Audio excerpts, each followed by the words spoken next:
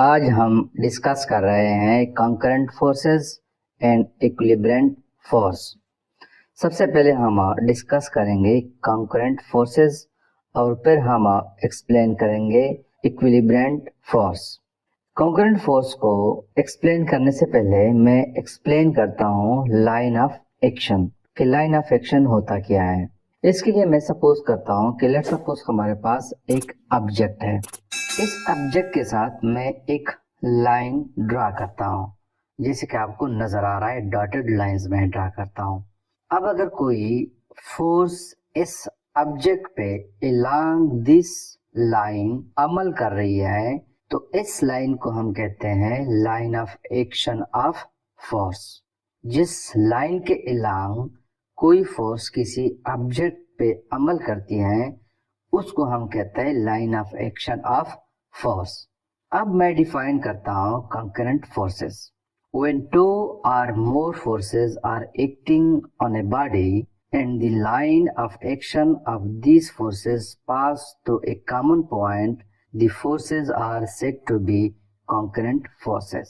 यानी वो फोर्सेस जब किसी ऑब्जेक्ट पे अमल करती हैं और इस तरह अमल करती है कि उन फोर्सेस का लाइन ऑफ एक्शन एक कॉमन पॉइंट से गुजर रही हो, तो इन फोर्सेस को हम कहते हैं कंकरेंट फोर्सेस। जैसे कि फॉर एग्जांपल एक ऑब्जेक्ट है, इस ऑब्जेक्ट पे थ्री फोर्सेस अमल करती है डिफरेंट डायरेक्शन में। इन फोर्सेस को मैं रिप्रेजेंट करता हूं by vector F1, vector F2 and vector F3। और साथ में इन वेक्टर्स को यानी इन फोर्सेस को मैं एक्सटेंड करता हूं बैक साइड पे थ्रू ए डॉटेड लाइंस। और हमें नजर आ रहा है कि ये तमाम लाइंस एक कॉमन पॉइंट O पे एक दूसरे को इंटरसेक्ट करते हैं। मतलब ये है कि ये लाइंस पास हो रहे हैं थ्रू ए पॉइंट O। तो इन थ्री फोर्सेस को हम कंकरेंट फोर्सेस कहते हैं। तो उन फोर्सेस को हम कंकरेंट फोर्स कहते हैं जिसका लाइन ऑफ एक्शन एक खास पॉइंट से पास हो रही हो। अब हम डिफाइन करते हैं इक्विलिब्रेंट फोर्स। देखो, जब किसी ऑब्जेक्ट पे कंकरेंट फोर्सेस 2 या 3 या 4 अमल कर रही हो तो उन फोर्सेस को हम एक और फोर्स के थ्रू बैलेंस कर सकते हैं, जिसको हम कहते हैं इक्विलिब्रेंट फोर्स। जैसे कि फॉर एग्जांपल एक ऑब्जेक्ट है, इस ऑब्जेक्ट पे दो फोर्सेस अमल करती है। F1 जिसका मैग्नीट्यूड 763 न्यूटन है और एक दूसरी फोर्स अमल करती है जिसका मैग्नीट्यूड 525 न्यूटन है और दोनों के दरमियान 90 डिग्री का एंगल है और इन दोनों फोर्सेस का line of action point A पे गुजरती है। तो मतलब यह है कि F1 और F2 दोनों कंकरेंट फोर्सेस हैं। अब ये दो फोर्सेस जब इस ऑब्जेक्ट पे अमल करती है तो इसका रिजल्टेंट जो है एक तीसरी डायरेक्शन में होता है, जैसे कि आपको नजर आ रहा है। और इस रिजल्टेंट को हम रिप्रेजेंट करते हैं FR से। तो सबसे पहले हमने क्या करना है कि इस रिजल्टेंट वेक्टर का या रिजल्टेंट फोर्स का हमने मैग्नीट्यूड फाइंड आउट करना है। तो मैग्नीट्यूड को हम फाइंड आउट करते हैं with the help of Pythagoras theorem. उसके मुताबिक मैं यहाँ पे लिखता हूँ कि F जो है यानी रिजल्टेंट फोर्स FR जो है it is equal to under root vector R का Y कंपोनेंट जो कि F2 के इक्वल है। तो लिहाजा मैं लिखता हूँ कि F2 का स्क्वायर हो जाएगा plus X component of resultant vector जो कि F1 है। तो मैं लिखता हूँ कि F1 का स्क्वायर। अब हमने क्या करना है कि यहाँ पे हमने F2 और F1 की वैल्यूज पुट करनी है। F2 की वैल्यू 525 है तो इसका स्क्वायर हो जाएगा प्लस F1 की वैल्यू 763 है तो इसका स्क्वायर हो जाएगा। अब हमने क्या करना है कि ये स्क्वायर हमने लेना है इसका भी और इसका भी।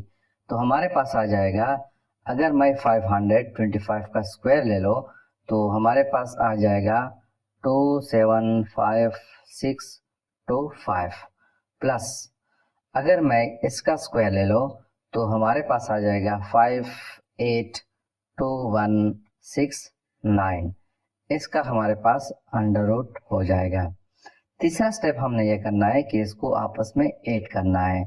तो जब हम ऐड करेंगे तो अंडर रूट और हमारे पास आ जाएगा 8, 5, 7, 7, 9, 4। अब हमने क्या करना है कि इसका अंडर रूट जब हम लेंगे तो it will be equal to 926.17 newton. तो एफ आर की वैल्यू हमारे पास 926.17 न्यूटन है। तो ये रिजल्टेंट है। दूसरा हमने क्या करना है कि हमने एक्स एक्सिस के साथ इसकी एंगल फाइंड आउट करनी है। तो हमें पता है कि theta is equal to tangent inverse F I यानी एफ आर का वाई कंपोनेंट जो कि F2 के बराबर है। तो मैं यहाँ पे लिखता हूँ F2 divided by x component F1 के बराबर है। तो यहाँ पे हमारे पास आ जाएगा टेंजेंट इनवर्स F2 जो है ये इक्वल है 525 और F1 जो है ये इक्वल है 763। तो यहाँ से हमारे पास आ जाएगा टेंजेंट इनवर्स इंटू इसको जब हम आपस में डिवाइड करेंगे तो हमारे पास आ जाएगा 0.688। अब अगर हम कैलकुलेटर के थ्रू टेंजेंट इनवर्स 0.688 को फाइंड आउट करें तो हमारे पास थीटा की वैल्यू आ जाती है कि theta is equal to 34.5 degree. तो ये रिजल्टेंट वेक्टर एक्स एक्सिस के साथ 34.5 डिग्री का एंगल बना रहा है। इस रिजल्टेंट का मैग्नीट्यूड ये है और डायरेक्शन ये है। अब हमने क्या करना है कि अगर फोर्स हम अप्लाई करें इस ऑब्जेक्ट पे इस तरह अप्लाई करें कि उसका मैग्नीट्यूड 926.17 न्यूटन हो और ये नेगेटिव एक्स एक्सिस के साथ 34.5 डिग्री का एंगल बना रहे हो। तो ये F1 और F2 जो कि कंकरेंट फोर्सेस है ये इसको बैलेंस करेगा और ये ऑब्जेक्ट इक्विलिब्रियम में रहेगा, मतलब है कि रेस्ट में रहेगा।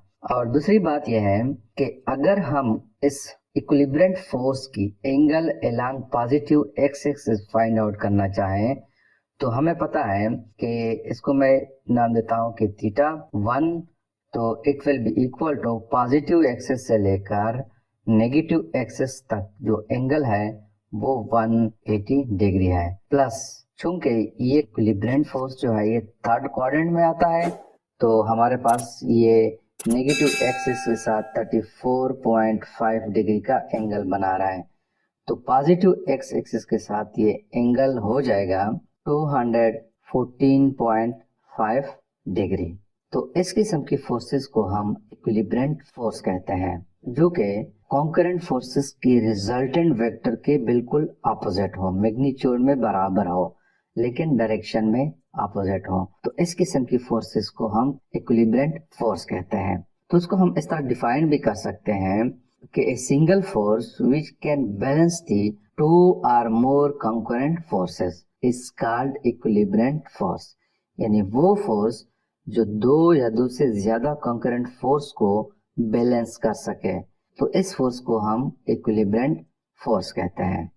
तो it's all about the concurrent forces and equilibrium force.